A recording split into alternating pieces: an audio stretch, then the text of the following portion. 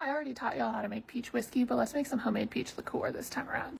My peaches are from the western slope in Colorado. They're from a small town called Palisade, and the chokehold that Palisade peaches have on Coloradans at this time of year is ridiculous.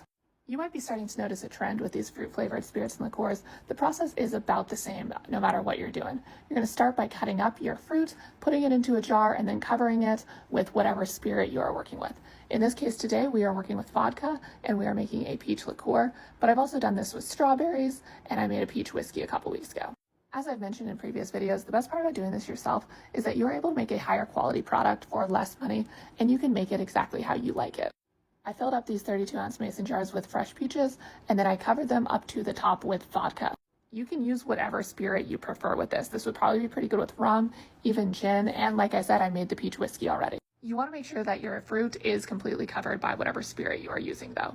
One of these is going to become just a basic peach liqueur, but one of them is going to be fall spice. So I'm adding in some cinnamon sticks, some allspice, and some clove.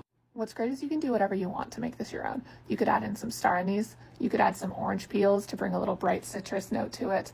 The world is your oyster when you're making your own liqueurs. Once you have everything in your mason jar, cover it up and let it sit on your counter for about a week or two.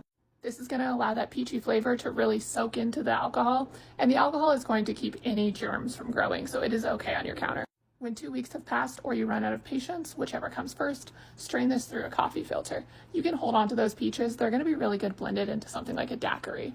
On their own, they're not especially pleasant to eat because it tastes like you are just biting into straight vodka.